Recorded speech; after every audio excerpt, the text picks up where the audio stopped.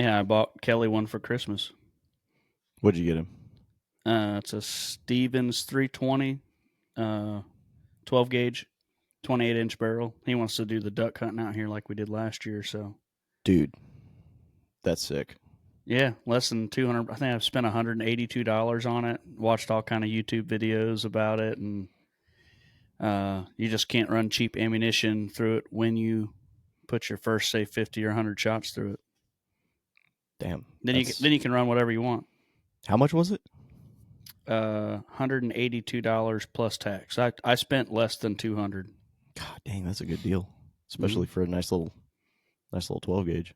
Yeah. Dang, we need this is podcast material. We got to start. Okay.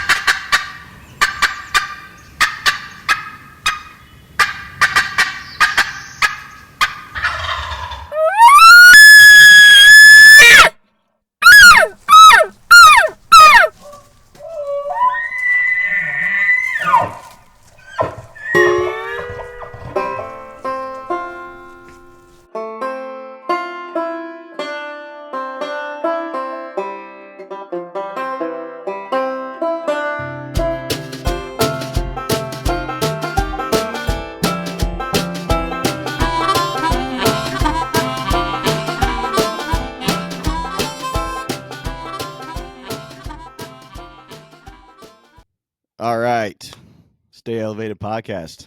This is the Christmas special, my friend. Not a whole lot special about Christmas, other than my kids are going to be here in a few days. I think that's special. That is special, but I way spent over my Christmas budget. After same. I went and bought all my ramen earlier this week, so I'm over budget now. Listen, I get it. Listen, I'm JJ Touchton, JJ Kelly Johnny Brookins. Touchton, whatever you want to fucking say. I'm Kelly Brookins or Kelly Brookins. Kelly, crazy ass catching turkeys with their feet, Brookins. Actually, people used to call me Gator Dwayne back in the day. That's why my email is that. Why your email is that? Yeah, dude, I've always wondered, and I've never asked. I just assumed it was. Middle name's Dwayne, and back in my younger days, I used to catch gators just for fun. There's Gator Brookins. Like Gator Dwayne. I like that. That's pretty cool. Yeah. Well, I mean, we have a lot of stories about jumping on gators' backs. Honestly, probably some gators we probably shouldn't have been tangling with. I definitely shouldn't have messed with most of the ones that I did, except the ones out of the ditch that are right in front of the house. And we're like, okay, we've got to move this out of the way. Nobody's coming to get it. Right. I think you were there, and I reached down and grabbed. You said, "Go get that one," and I just reached down and grabbed it by the back of the head and picked it up. Holy shit! You grabbed it. I didn't think you were going to get it. I thought he was going to swim away. I thought he was going to get out of there. You know, I can't tell you how many times we'll be riding around the WMAs down here, and people are like, "Man, look at these tracks. Like, these are turkey tracks." I'm like, those are gator tracks. It's that weird webbed. Yeah. You can see the tail drag. Why are there 4 toes on that? I was watching a video the other day. I won't say who it was because they're from Georgia and they're good people, and I like their videos. But he's like, "Look at these. This is the Tom. Just he's pacing back and forth up and down this road, and it's up in, I think they were up in Perry or something." And you can see the tail drag just right in the center. Yeah. Of the tracks. I'm like, Bubba, that ain't a Tom. That's a gator. Pretty decent. I want to make sure everybody knows this was a long time ago that we used to mess with any of this stuff. Yeah. At 38 years old, I shouldn't be too old to do it, but I really feel like I am, especially when it takes me 45 minutes to just stare at the ceiling and get out of bed in the morning. Oh, yeah. 100%. And then when I get out of bed, I still have to grunt. Not because anything really hurts, but I think that grunt is like a self-motivation oomph, like, ugh. You know what it is? It's like when they're playing tennis and they're like, yeah. It just gives you that. It gives you that little extra power to get out of bed or get up off the couch. You're just like, ugh, yeah. I was my grandmother is big into tennis, and believe it or not, don't make fun of me. I love tennis. I lettered in tennis in high school. Dude, that's awesome. I love playing tennis. It's great So, cardio. but Kelly and I were at my grandmother's house this past summer, and we were. She was watching tennis. She's super into tennis, and she's watching it. She had recorded it, and these guys were playing tennis, and they're going, "Ugh, ugh," and me and Kelly are just like. So I know why hard you not- like to watch this. Oh, it was hilarious. But anyways, No, not to dude. be I offensive. listen. No, not a, listen. I get it. I get it. I love playing tennis, and being I don't know if I've ever said that on the podcast. Being a firefighter back when pickleball was getting to be really popular. Every station had Oh a yeah, pickleball. y'all were playing pickleball a lot there for a while. Dude, it was like every day we'd be out there playing pickleball. It's like a little, miniature version of tennis with a ball that doesn't bounce. Like if ping pong and tennis had a baby. Yeah, that's exactly kind of what it is. That's exactly what it is. It's fun as hell, man. You get out there in the Or bay and just Athletic pow. badminton. They ended up telling us we couldn't do it because too many people were getting injured on the job, rolling ankles and stuff. Yeah, you can do it after you get off of work. No Right. workman's comp claims. They're like, no. Too many people are going down with this. Imagine that sitting in front of somebody. I got hurt on the job. What were you doing? Did you get pickleball. burnt in a fire? No, I was playing pickleball. And then the old person on your case is like, "What's pickleball?" Which is what I did for a long time when everybody was talking dude. about it. Surprisingly, the old people know what pickleball is. They love it because it's not as much movement as tennis. You don't have to make it through the whole court, right? You're covering your little section. So the old people get out there and they tear it up, and they're crazy about it. Well, But, you know me and how I don't watch TV really. I'm not really on social media except messing with the podcast stuff and Facebook Marketplace to look at things that I'll never buy but want. Of course. For the longest time, I never even knew what pickleball was, but everybody was talking about it. And I was so lazy to figure it out because I had no interest in it. I went for, I don't know how long, hearing about pickleball and had absolutely no clue what it was. When I started dating Jessica, at the Winder Rec department, there were tennis courts, and then there were little bitty, huh? Oh, saying yeah, of course. Yeah, and then there were little small courts within them, like stripes painted within them. Yep. And I said, "What's that?" And her son Logan said, "That's a pickleball court." And I'm like, "Pickleball?" And he's like, "Yeah." And then I looked it up real fast because I'm, now I'm like, I got to figure out what it is. Mm-hmm. And saw it, and I'm like, "Oh my gosh!" All this time, and that's what that is. Dude, it's so much fun. And still was not intrigued at all. Kate and I get out there. I mean, before we had the baby, we get out there a lot. But I mean, there's a little park right down the road that we'll go to, and they have pickleball courts on it, and we'll get out I'll there. go play one day just to go out there and go, That's right. I'm doing it. Absolutely. Absolutely. But again, I do that just getting off the couch, so I don't need to. Yeah. Well, enough about sports that we have no business playing. So says your work. Say that one more time. I said, so says your work, your job. They don't want you playing either. That's right. I made some show notes this time because I feel like, if nothing else, we can follow a slightly more structured schedule. Instead of our organized chaos that we've had going the last several times. I enjoy the organized chaos when we have just stories upon stories to get into. I feel like the organization, we bring in stories with it. It just makes it a little more structured. I don't know. That's kind of how I feel. And I don't know. I call me OCD. It's the firefighter in me. I don't know what to tell you. OCD. I gotta pull this shirt thing down. It looks like my boobs holding my shirt up. There we go. I was getting excited. I liked it. See my titty nipple covered up. I just got a picture from a buddy, and in Bama, and it's this monster. I think it's a 10 point. 1, 2, 3, 4, 5, 10 or 11. And I just sent you the picture. You immediately guessed him at 3.5. We have been saying 4 the whole time. Do you want to get into aging deer a little bit? Being able to age them on the hoof? Yeah, we I can feel like do that'd that. be kind of. I think that's beneficial for a lot of people, and I think that's something that's challenging even for experienced hunters, because we talked about it. Use. Sorry, there's when I get a thought in my head, I'm like instant. I'm like, oh, and then I have to shut myself up so I can let you finish your thought.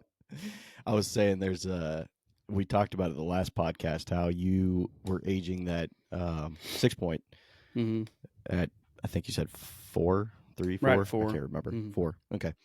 And how there was a little, I don't want to say controversy, but there's a little back and forth between some people at the club. He's only a year and a half. So when have you seen a 170-pound, year-and-a-half-old deer? Correct. So that is basically what I want to get into. I've sent a lot of deer to biologists in the last couple of years, and I don't want to toot my own horn. I'm pretty good at aging deer. Mm-hmm. I'm pretty close. I'm within 8 months. Well, so hopefully. I mean, yeah. But well, here's the thing. I mean, it's challenging. If you're in an area where you can't see the deer very well, and he's moving quick or something, or if you're running dogs, and they're running, it can be challenging. I get it. What do you look for when you're trying to age your deer? Honestly, the first thing I look at, and I don't know how everybody else does it, but the first thing I look at it is from the back of its ears to the back of its shoulders, and well, probably its brisket there too, just behind it. Yeah, mm-hmm. And it just looks young. It looks thinner. Mm-hmm. If it's not really filled out and it's got like a long, narrow snout, then I always feel like it's a little younger.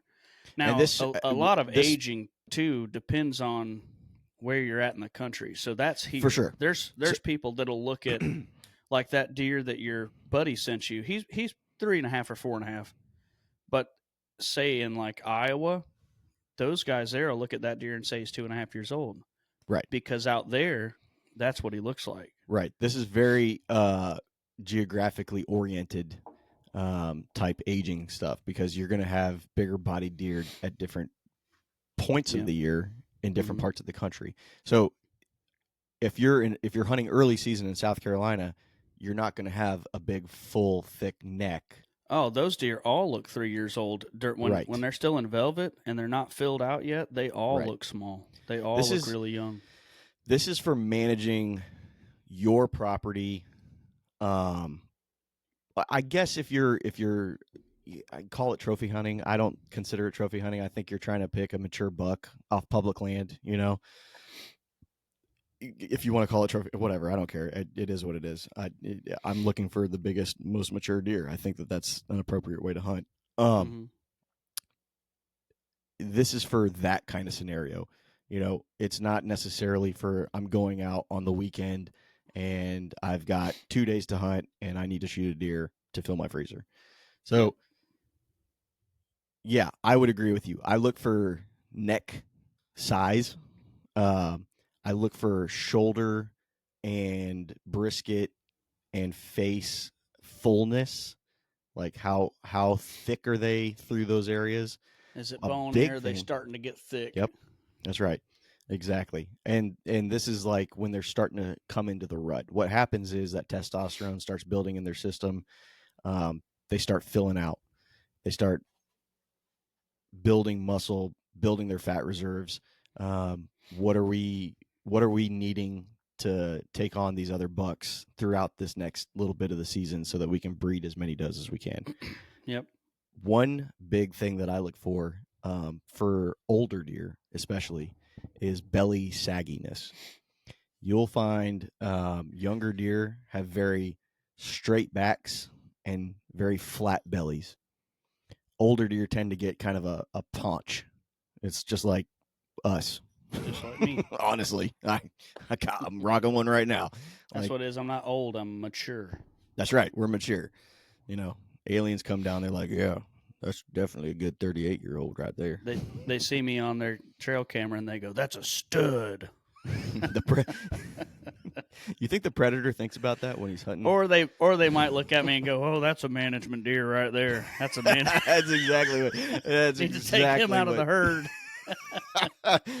Man, he's breeding all these damn does. We Gotta get him out of here. He ain't nothing but a little old spike. Yeah, exactly, dude.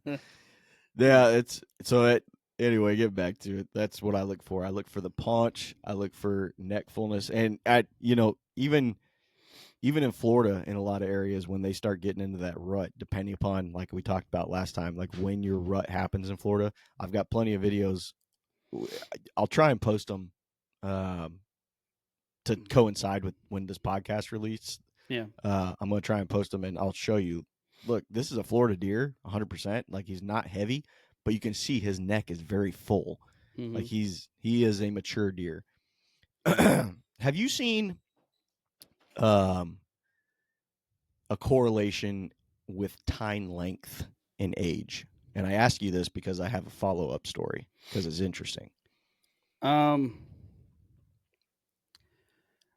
Okay, so honestly, not really. I see mass with age. Sure.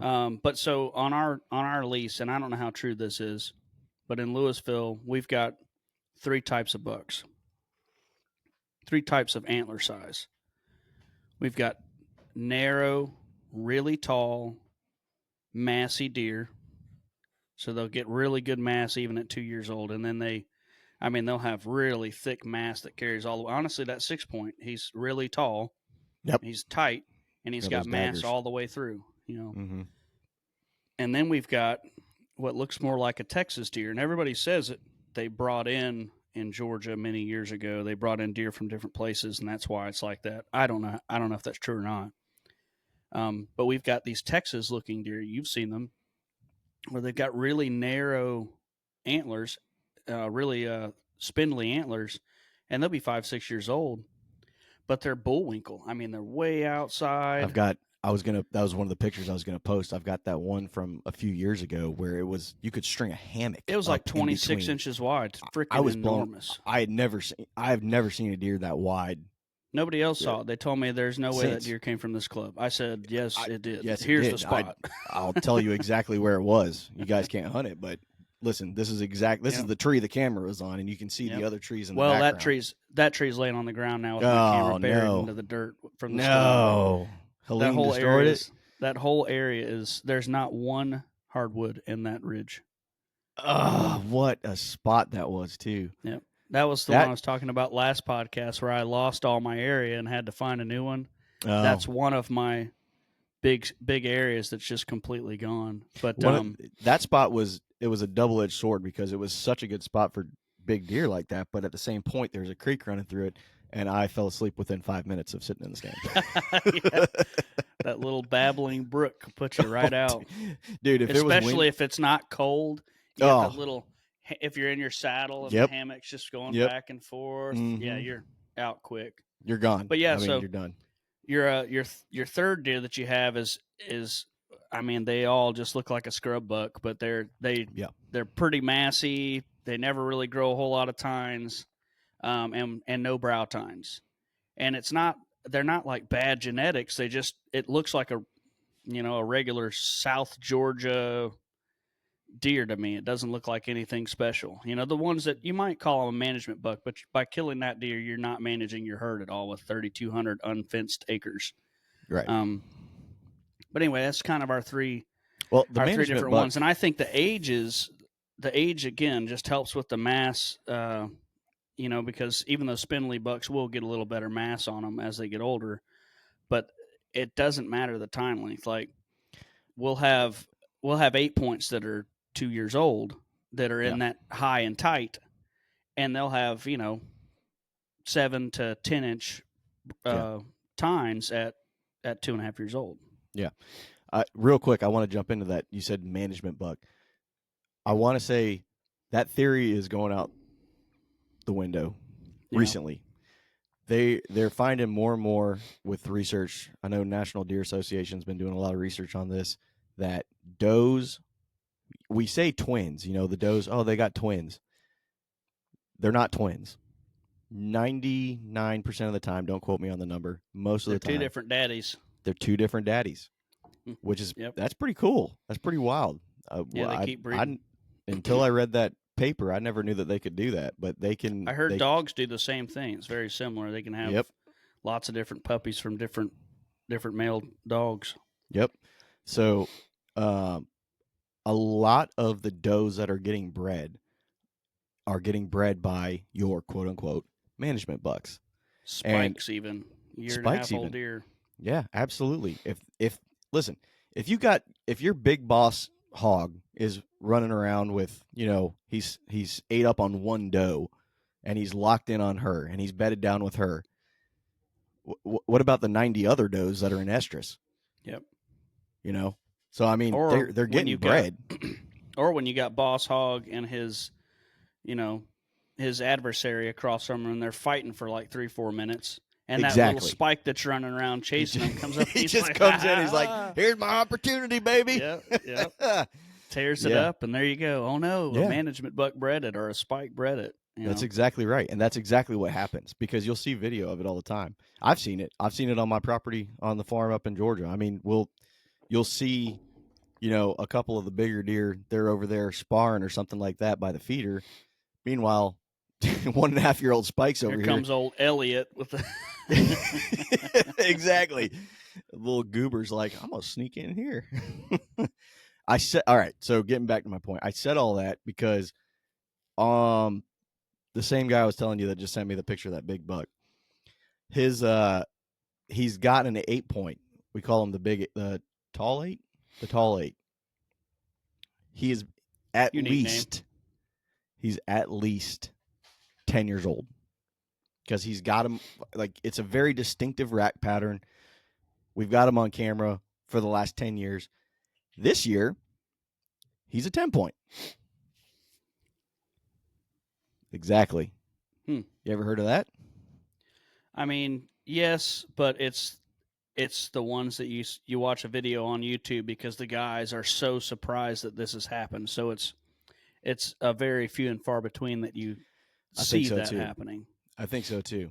It's not like once an 8-point, always an 8-point, or once a 7-point, always a 7-point. I don't think that's the case, but typically you'll see a tapering off. Yeah. After 6-7 years old, they've kind of expended their, I don't want to say their lifespan. Deer can grow to like 20 years old or whatever. I think they've shot 20-year-old does, in the wild before, but probably not a smarter animal in the woods than that either. I'll bet. 100% not. I mean, if you're making it 20 years, I mean, that's that doe that's like, nope. I see him. He's from 100 yards away. or she looks up. Whoa. She's got the Marlboro blow. Exactly. Been smoking her whole life. She does that little stamp. Yeah. Anyway, so you typically see a tapering off after that point. They might not lose points, but you will see the mass start to decrease. This guy's he's still growing. I was blown away. And I told him initially, I was like, there's no way that's the same deer, dude. Like, it can't be.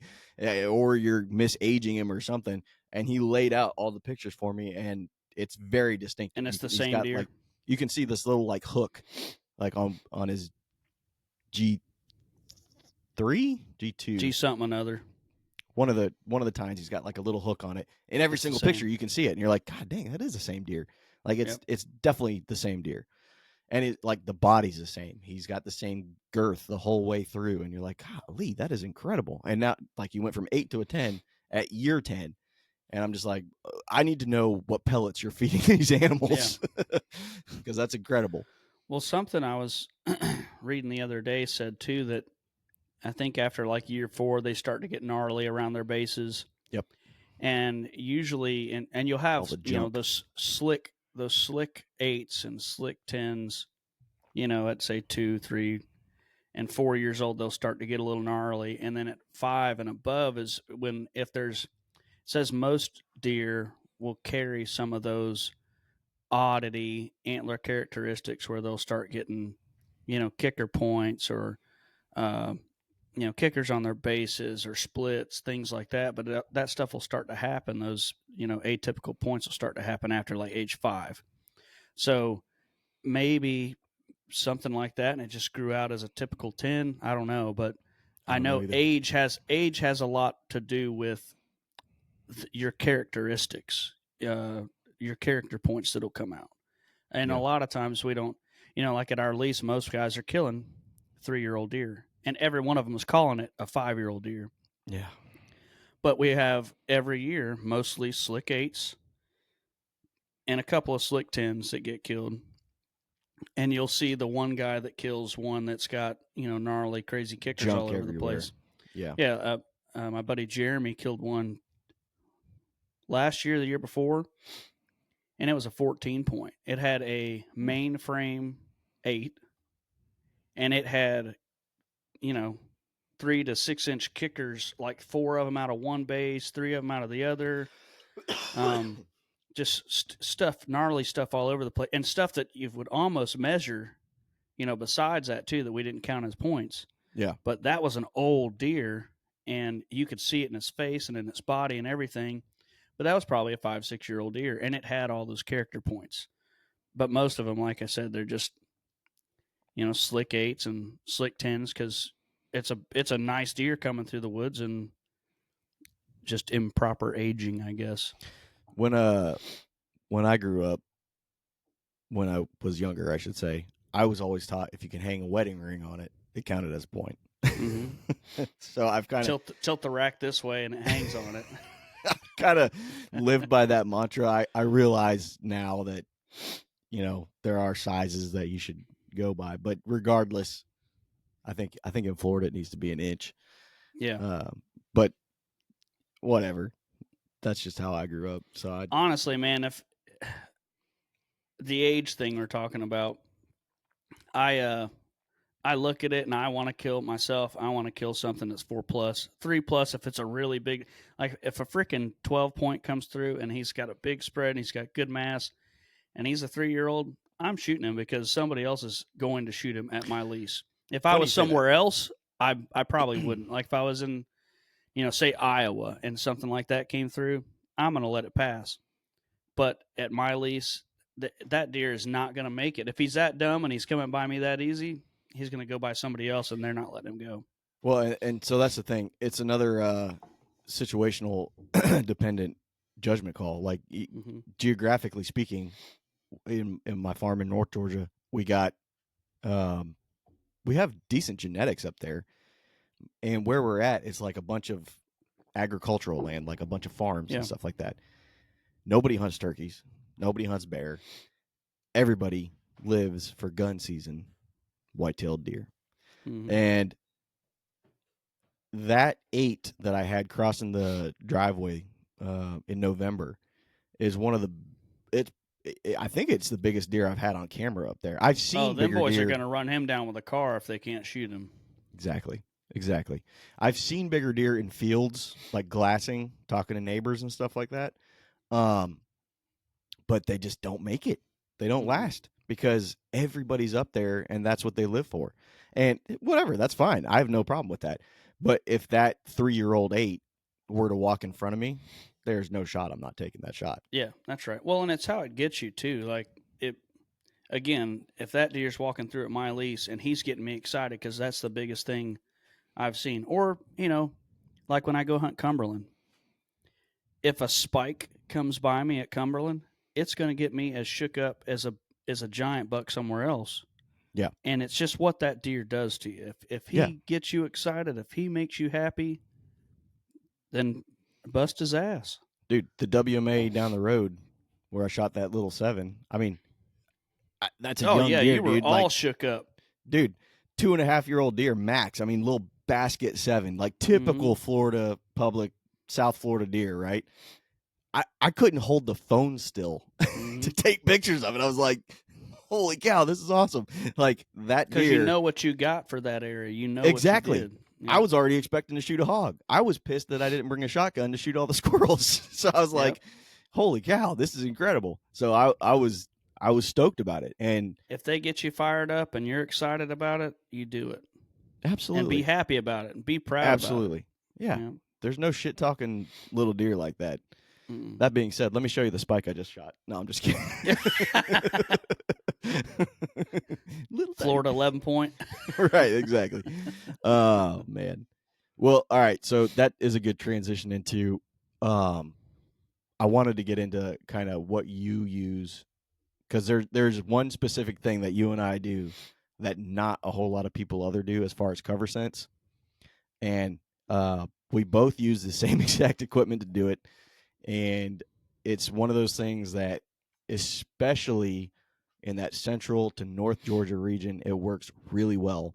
And I'm giving away a lot of good secrets here, but at the same point, that's kind of what this is about. It's kind of to tell It's people. partially because it gets pretty cold up here. Is that another Correct. Correct. Yep. And so, yeah, it doesn't work that well down here. But that being said, what kind of cover sense do you use? I already know the answer, but I want you to tell people. And how big is it with you hunting the wind? And I already Okay. know the answer to that because I've probably already dove into it exactly with that deer on public back in November. So the only cover scent that I use ever, and I don't always use it, is it's smoke. situational. Yep. Is Say it one more smoke. time. Yep. Smoke. Smoke. Mm-hmm. And actually, I used to just make a little fire with pine needles and stuff like that Mm-hmm. way back when. And I just, put my clothes on and stand in it. You know how the campfire, the Mm-hmm. wind's always something like running in circles around this fire, trying to get it all over me. And then several years ago, you brought your bee smoker, which is still rusted out, completely, Still works, I dilapidated bet. at the hunting lease, but I still use it. Yeah. And I'll just, use that thing, pump it, and put it all over my clothes. And really, except in certain situations like my I call it urban hunting. The place in Winder that I hunt, there's houses all the way around it. Um, and once it starts getting below 50 degrees at nighttime, people start Every burning chimney, fires in their fireplace. every single And then chimney's up, puffing. yeah, same up by you. Once Yep. that starts happening, then I'll use it up there. It doesn't work well at the lease unless they're doing burns all over the place. So if they've started like they've done clear cuts through the summertime, or they're doing a clear cut now, and the property owners or the timber companies are coming in, they're pushing all the piles of wood together and they're burning like crazy. You can smell it in the air no matter where it's at. And then I'll put it on myself. So if there's smoke going on in other places, then I'll use it like crazy on me. Um, Other than that, I used to use the, not to give away any names, but the sprays that are supposed to get rid Scent of it. killer and all that. I've tried the ozonics type stuff. I Never don't had any know if it. success on that. I think I have, but maybe it's just I had it, and that time I spooked or I fooled the deer. So in my head, maybe it worked, but it doesn't work well enough to where I'm carrying it out there with me all the time. Most of the Yep. time, I'm like, I'm not putting this in my bag. It's heavy. I'm not even taking it out there. Yep. So that gets to your wind question. Wind and thermals are 100% on my mind when I'm out there. Mm-hmm. We have a lot of swirling winds in Georgia, and probably I guess there's mountains over in Alabama, Tennessee. So a lot of the Mm-hmm. South, we have a lot of swirling winds here. So that's why I'll use that smoke cover scent when it applies. Um, but most of the time, I'm thinking about wind and thermals, trying to get it as much to my advantage as I can. So not always in my face. I rarely will have it right in my face, but kind of a crosswind, or I'll have a draw to where the thermals are going to pull down to a creek in the evening time, and I'll set up to Mm-hmm. where I'm below the trails that I think the deer are going to walk down. The water in the creek is cold, so it's going Yeah. to cool that air above it. So all that That's right. air that's around is just going to start to sink. Cold air sinks, hot air Yeah. rises. So And most of the places where I hunt is not it's not mountainous. It's just a little hilly. So I'll always, again, like I said, put it just above me, and then at night, or if it's in the morning time, I'll try to set up above the trails that I think the deer are going to come. Oh, hey, girly. this needy ass dog just Yeah, about punched me out. yeah. But Sorry, Dustin. I'll try to set up above the trails in the morning. With the thermals as it gets warm, they'll pull my scent. If there's not a whole lot of wind going one direction, the thermals will pull my scent like towards the sun, or they'll just go up. The thermals will rise and pull my scent Right. up. Right. So it's always on my mind. Again, because it's hilly here, we have a lot of swirling winds. It is not always perfect. It's rarely perfect, but I try to do my due diligence and set up to where I have the best chance possible. There's there's something that you use, and there's something that I use to see the wind, and it really, when I started doing this, it opened. I knew to hunt the wind. I knew that it was important. I was absolutely taken aback by how that wind current changes through the 50 trees. yards away. 50 yards away. I was 20 yards away. It'll be blowing in your face 20 yards away. It hooks left. And you're like, what the fuck? But in that bottom, it will be fairly consistent. You'll see it Right. go to the right and then Right. to the left and then kind of dip down 100 yards away. Right. I am a huge proponent because they're all over the Southeast. Yep. I will find a marsh and go get a brown cattail. Mm-hmm. And the hot dog section of the cattail. And one cattail will last you like 6 years. Yeah. There's so much damn seed. Unless your dog gets a hold of it and starts chewing God. on it, and it's in the entire house, which happened this year. Oh God, that's terrible. But you take those little fluffy seeds and you'll just see and just watch it. It's incredible. You just watch it just, soar off, float off. Yeah. Just kind of like a and ghost. People in most of the country will use milkweed, but yep. I just haven't been able to find it down here, and cattails are just everywhere. So it's easy to find, and then I don't have to go. The first time I used it, this guy sent me some swamp milkweed. I think I talked to him on the saddlehunter.com website, and I just posted a question that said, does anybody know where I can find some milkweed or buy milkweed? And this guy had what he called swamp milkweed. It was this long needle of less than your pinky width, but like this long. And I would just pull the milkweed out of the end of it like a dispenser and throw it. But that ran out, after about 2 years. He sent me a bunch of it, but and then there's nowhere to find it down here. So I tried the cattails once, and I was like, oh my God, I'm doing this. I'll never look for milkweed again. Dude, it's so easy. You just grab a tail and you're good to go. And it floats. I mean, I think it works better because you can just let a whole bunch of it go and you can see it, just kind of going on. Yeah, and it's when you do it and you watch it. I'm telling you, anybody that listens that does this can concur. It's incredible to see it float through the trees, and then all of a sudden it just, and then it grabs a current and then just goes with it. Mm-hmm. So now you have a visual representation of what the wind's doing. It's not necessarily just coming in your face. It's coming in your face, then hooking left, then it hooks right, and then it goes on that way. So now okay, well, if my bedding area is over there, that's a problem. Or if my bedding area is over here, I'm in the clear, good to go. Yeah. And it's exactly the same thing as far as I've always hunted the wind because that's how I was taught. I've also always I've used scent killer. I've used all those products, the carbon infused clothing. Yeah. I don't see a difference between any of that. What I do see a difference is in areas that are smoky, like you said, using the bee smoker to smoke up the clothing a little bit. I think that is more of a cover scents and stuff like that. I think really give you a couple extra seconds. It makes your scent not as fresh to them, I think.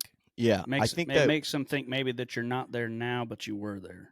right. I think in the moment, you have a big buck walk in and he's a little uneasy. I think it makes it a little easier on him. I don't think it's going to hide you completely. I don't think anything does, by any stretch. But hunting the wind is just that's one of those critical outdoorsman skills that you have to learn before you can do anything else. We Yep. were talking, I'm not going to say names or anything, but you were talking about a hunt that you were just on with a friend of yours, and you're walking into the woods and you can feel the wind blowing your back. And you're like, we're going the wrong way. And then, He did you not know, like that either when I told him that. He said, "No, no, no, this is the way in here." 5 minutes later, you said you see deer.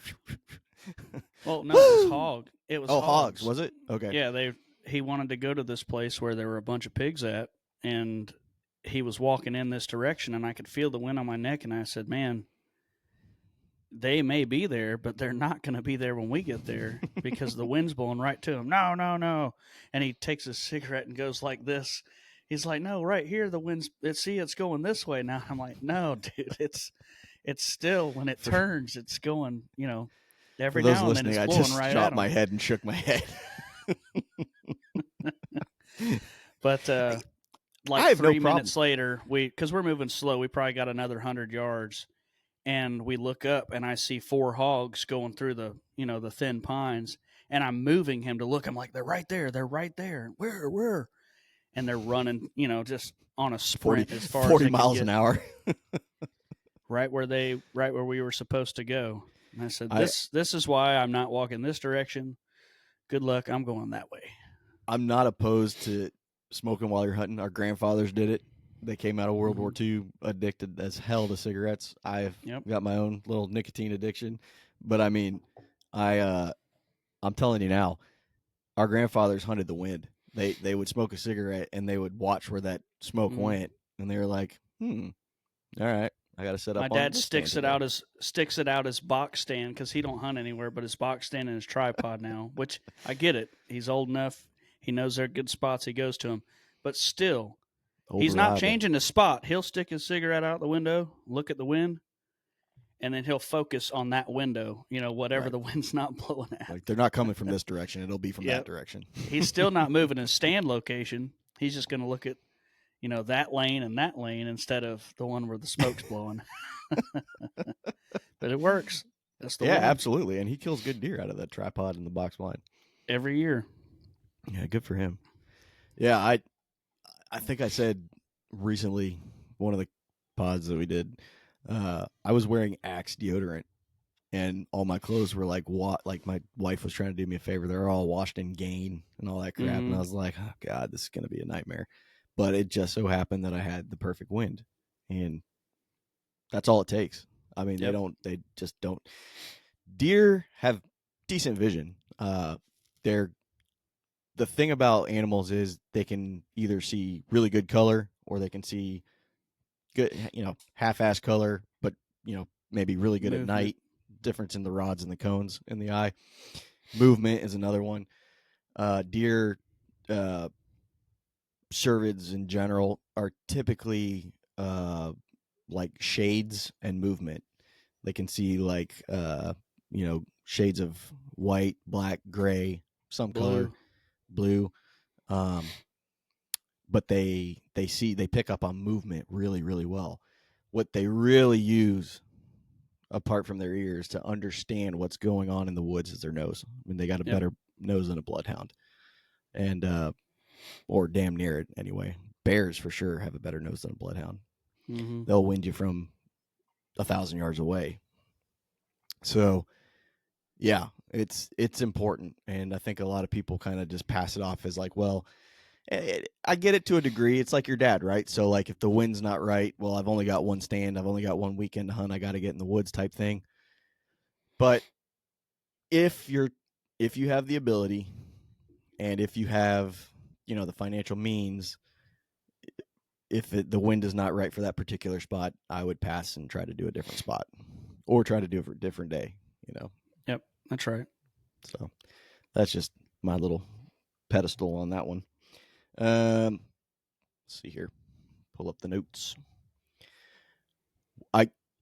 I don't know if I talked to you about this. I've talked to a few people about, and it's just kind of interesting, like how all it's like the same conversation I've had with several different people, and how they were all so similar. How we kind of got a love for hunting, and how we kind of got into it. I know your dad hunted, so it was kind of ingrained in you. Your kids have you. I grew up in a family where my dad didn't hunt. He fished a little bit. And, but both my parents had a love for the outdoors, so I innately had that love for the outdoors. But I never hunted until high school, really. I say that I didn't traditionally hunt. We had BB guns and stuff like that. And when you give a 12-year-old a BB gun, the songbirds disappear. What's the first thing that's going to happen? You look out there. Where are all the squirrels? Blue Jays, Cardinals, and squirrels really light up. Where the hell? I'm not saying I killed any songbirds. I'm sure I probably did. I just shot whatever birds were out there when I was a kid, when I was little, and got in big trouble for it. I think 100%. My grandpa cooked a woodpecker. Oh, I don't remember eating it, but it was either me or he told me about somebody to keep me from doing it. I can't remember. It's been a long time ago. But killed a woodpecker and then cooked it to make either me or whoever it was eat it, so that they wouldn't do it again. Made them eat it. Like, you don't do this, Did you eat it? I don't remember. I can't remember if it's what he did with me, I really want to know what it tastes like, or if he was telling me that he did it. Maybe he told me he did it for my uncle. I don't remember. I just know it was like as a lesson, and then do not do this again. Yeah, and then I didn't actually, kill any more birds after that. Although I did shoot at the crows in my grandmother's yard all the time with the BB gun. Oh, crows were, that was game on. Mm-hmm. Crows and squirrels, man. There was not a squirrel alive in my yard that didn't fear that BB gun. Yeah. And I was talking with a buddy. We had the exact same BB gun, the Benjamin pump. Oh yeah. Where you had to pump it up, and it, being 7 or 8 times. It was, if you could get it to 10, then you just got max power. So you're going 10, 1, 2, 3, 4, 5. But then for whatever reason, and I don't know who came up with this, it might have been in the manual at some point, I don't know, but you couldn't pump it past 10 because then you blow out the seals. Blow the seals, and it never shoots you. Then it exactly. Just goes, dead. You hear the spring go off, and that's it. But I don't know how it was at your house, but I know, like, with ours, it was like a legit BB gun where you had to play not just the wind or the distance, you also had to play the curve of the BB. Oh, you could see the BB shoot out like airsoft. Yeah. Exactly. Exactly. You're like, made you a good ass shot too, didn't it? Exactly. That's what I'm trying to get at. Mm-hmm. It's like that kind of upbringing really made us like iron sight kings later in life, So I gotta tell you what I used to shoot at. And I had the Daisy Red Ryder with the little leather tassel hanging off the ring. It's in my son's room right now. Yeah, that's what I had, because they were like, I don't know, my dad probably spent $12 on it back then. But I don't know. Did you ever come to my grandmother's property down there in Zephyr Hills? You did. Mm-hmm. Okay. So she owned both of those lots. Oh, Jesus. No, it wasn't those. No meow meows, even though the neighbor had over 100 cats. It wasn't the meow meows. It was dragonflies. Oh. So the dragonflies were all over the place. So many dragonflies. And I mean thousands of dragonflies. And we had no money. So we had no toys. I mean, we had toys, but like stuff that you get tired of playing with real easy. But my dad would always buy me the little tubes of BBs. And I'd ask him, like, hey, Dad, I need more BBs. You're going to have to wait, son. I mean, that's how rough it was. Mm-hmm. But what I did have was my BB gun, and I'd go out and, just like you said, you'd play in the wind. I'd be, 5-10 yards away, iron sight, Daisy Red Ryder BB gun, shooting, not in the air. I couldn't shoot them in the air. But when they'd land on a little stalk, and line it up and hit them. And you go over, and I'd come up like it was a dang trophy room and lay them all on the steps of our porch going up Yes. to our trailer. Yep. And I'd have like 25 of those big purple dragonflies laying there with their wings spread out. You know, you already knew I Yep. was going to be a trophy hunter doing that. Absolutely. But that's how I learned to shoot, was by doing that. I put the iron sights up, and then it always would come out to the right just a little bit, no matter what the wind was. And I'd aim just a little bit to the left and pop, and you'd hear them buzzing around, and you'd run over and try to find them. So that was my way how I learned to shoot. And it was, man, that was so fun. You know what? I wish we had dragonflies here. I'd probably do that shit now. I 100% would do that now. So what we had, what we still have actually, they're invasive, so I have no problem talking about it, are those little Cuban anoles, however you say it. The little Cuban The frogs? Lizards. Oh, yeah. You know, the big, we have the native green anoles, like the really pretty green ones that you'll see. You're talking about the big ones that are gray big, and brown. Yes, exactly. Yep. And I am telling you now, dude, you'd see them, get up in their little spot, and they got their little throat thing going. Flare. Yep, the little flare in action. Hey, baby, what's going on? Mm-hmm. And then that was just like, you'd key in on the red, and you just have to, all right, I know the BB's going to cut to the right just a little bit, and you just smoke them, and you'd see them on the ground. I did the They were nice because they'd move. You'd shoot, you'd miss, and they'd move over 5 feet. Yeah, they just moved 2 feet. Exactly, just a little bit. Again. They didn't go too far. They're like, oh, what was that? And then, pow, hit them again. And sometimes they wouldn't move at all. You'd hit right next to them, and they just move their leg, like, don't move. It's like a survival instinct, I guess. Like, they're like, if I move, the predator's going to see me. Mm-hmm.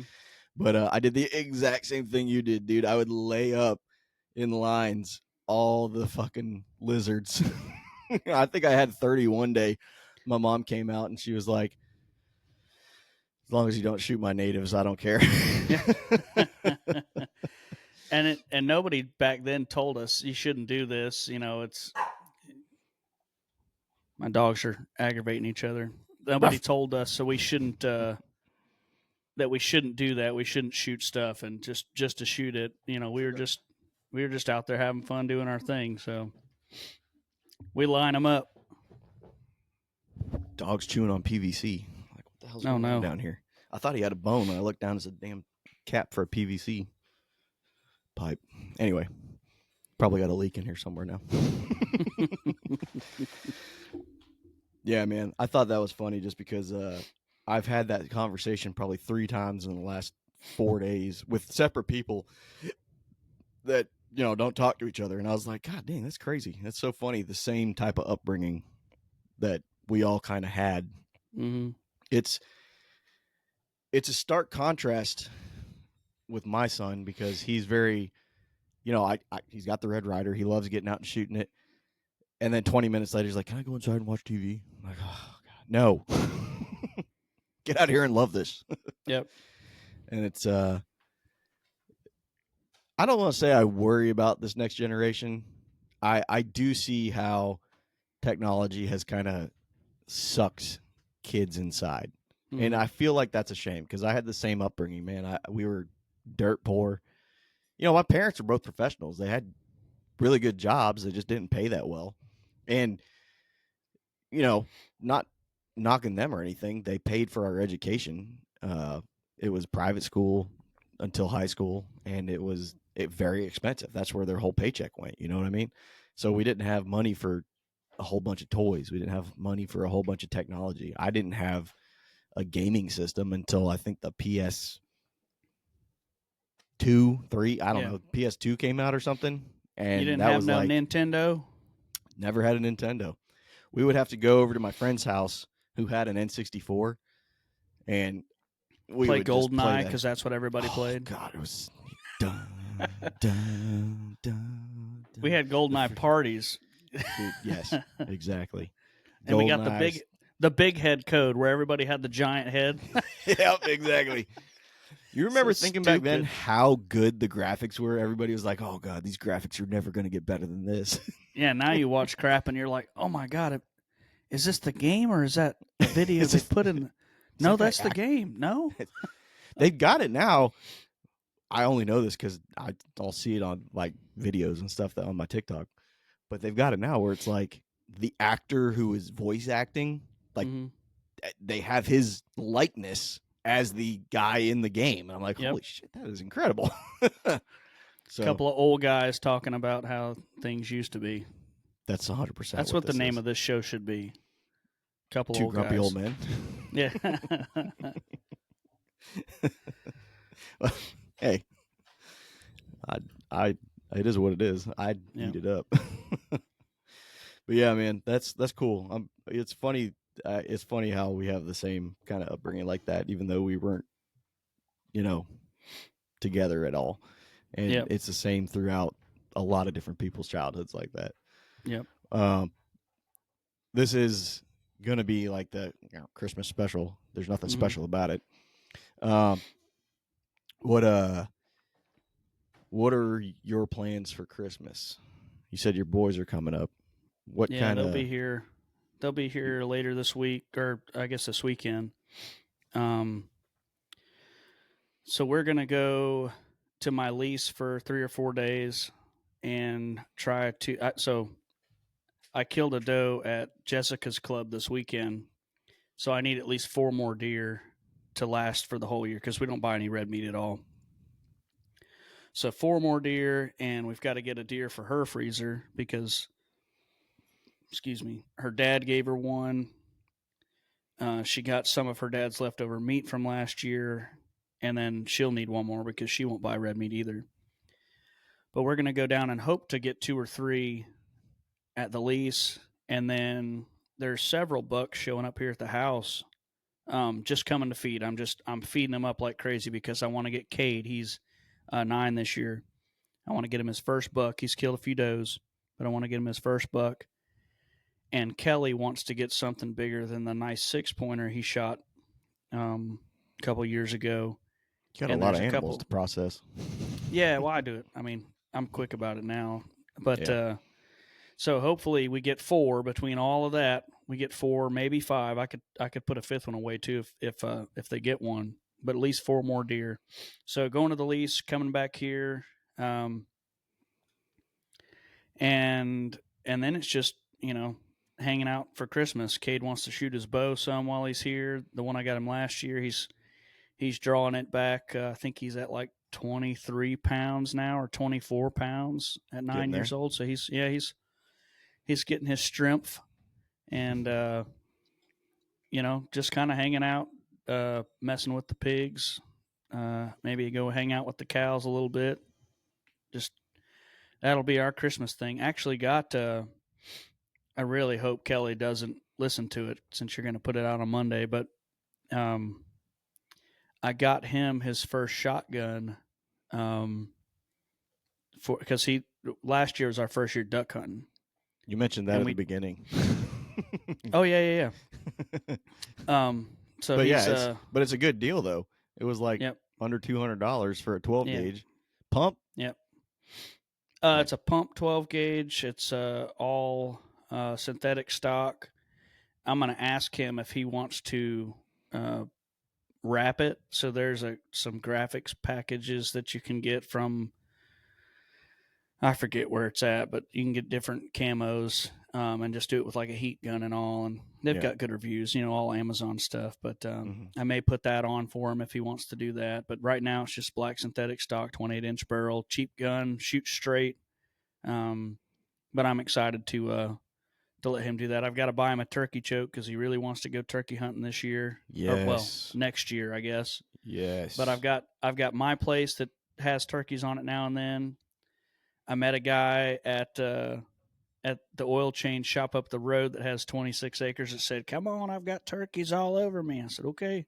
Yes, sir. And then, obviously my hunting lease and Jessica's, nobody there turkey hunts really. And it's like 1,200 acres. So she said, take her and I can hunt there too.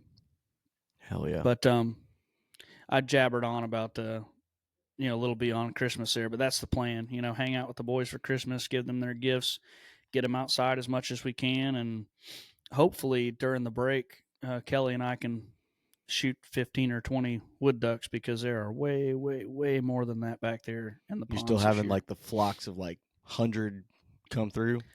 I haven't gone back to look and see if it's like that. I think tomorrow morning I have a pre-bid to go to work for tomorrow morning, and I think it's at like 11. But depending on what time it is, I'm going to go out to the first spot and see where they're landing at, and then probably Friday I may do the same thing where I'll go out and just wait for them to a different spot. There's 3 ponds, and I'll just see where they're coming in and landing. We just use very minimal decoys. We put 6 little wood duck decoys out there scattered out, and I'll see where the X is. I'll see where they're going to fly into, and then Kelly and I'll set up on that.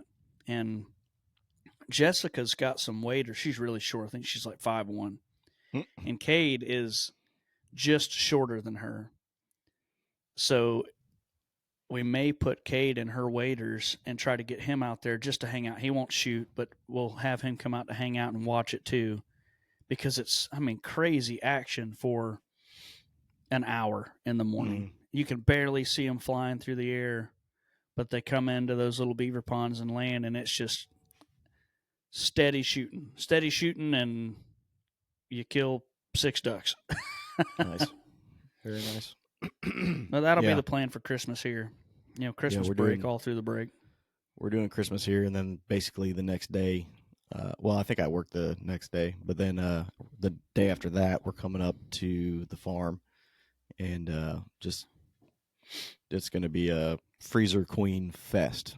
Like I've said previously, I haven't had a whole lot of time to hunt. Now that like the family's going to be there, everybody can kind of take care of themselves, type thing. I've already told everyone, I was like, if you need me, I am unavailable. I will be in the tree. Yep. And I know Zane wants to get in the tree. He's mentioned a few times. My brother-in-law wanted to get out. We might take his son out. He's a little young, but just to kind of start desensitizing him to, the outdoors. Like, it's going to be cold. How old is he? Got to be quiet. He'll be 3 in February. Okay. So getting there, We've taken him like, scouting, take him out to hang cameras and stuff like that. So he likes the outdoors. It's not a big problem there. But it's a matter of him being able to stay out there and be quiet. That's a big key. He's like, listen, buddy, you got to, honestly, I think that's going to be a big key with Zane. Like, Zane will listen to me and he'll follow direction really well. But it's going to be a big thing about, listen, man, we cannot move, right now. You can't make noise. If you're going to talk to me, you got to like tap my leg and then just lean in and as low a whisper as you can. You were talking about electronics and how it's kind of sucked kids in now. But one thing I did with Kelly and with Cade is, because they're already hooked, I'll let them have the phone for a certain part of the time. So in the morning, they won't have it at all from, the time we get in the stand until, say, 8:45 or 9 o'clock. And then, if I'm wanting to stay out there for longer because I think there's going to be some late movement, I'll let them have it with some, some earplugs or earphones, whatever you call these things, earbuds, and listen to it. And the same thing in the afternoon, from the time we get out there until probably the last hour and a half before sunset, before dark, they can mess around on the phone. And then, once prime time comes, then they're off of it. And then I tell them, like, look, I really need your help. I need you to look this way, and I'm going to focus over here. But I can't see over there good. I need you to tell me. And most of the time, Cade sees on my side or everywhere before I see anything. Yeah. But that's one way that I'm able to get them to go out and stay and hang in the woods and be excited about being out there. And the other part's seeing deer. I bait up wherever I'm taking them like crazy because I want them to see deer out there. Yeah, I'm doing the same thing. I got the feeders running. So, it's going to, if nothing else, there's going to be does coming in. Yeah. So I expect them to see animals. And I've kind of planned on that exact same thing because Zane has a switch that he likes to play on. So I've already planned on him having his earbuds in for like that early morning stuff.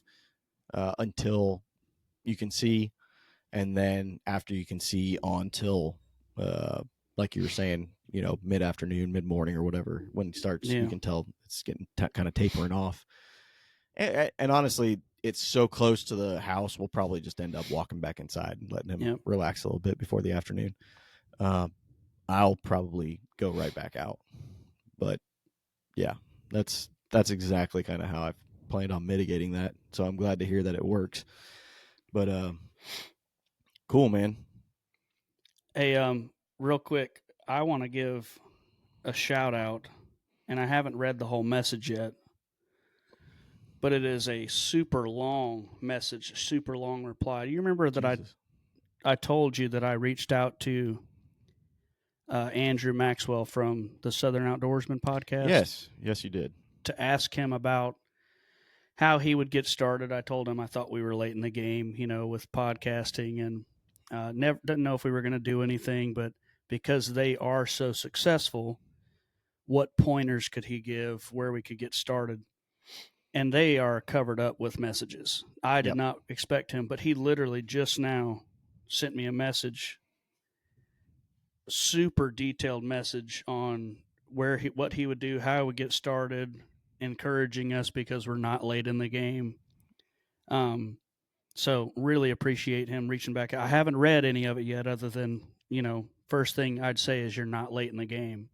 Wow, but really that's cool incredible. that somebody who's that successful, both he and Jacob are, to take the time to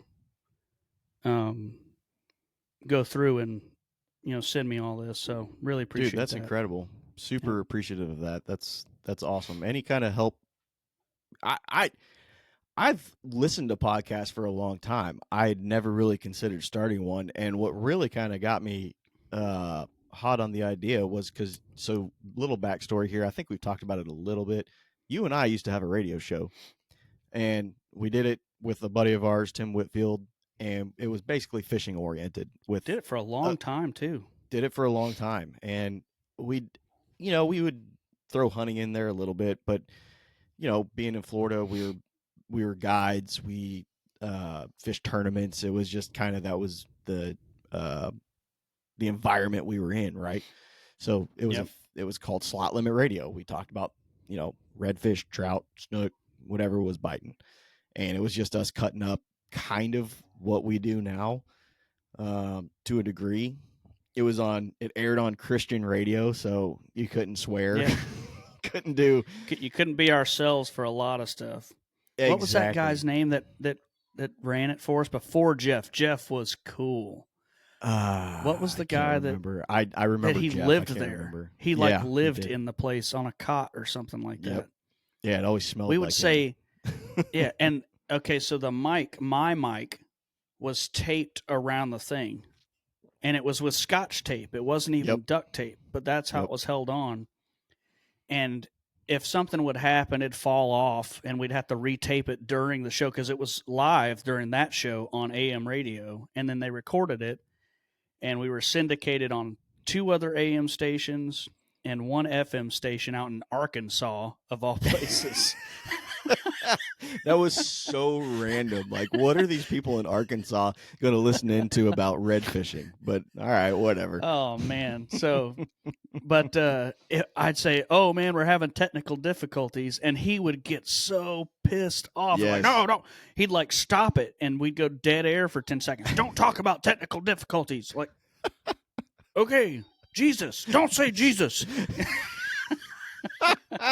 That's exactly how it was. Meanwhile, the very next producer we had would literally just be like, Asians.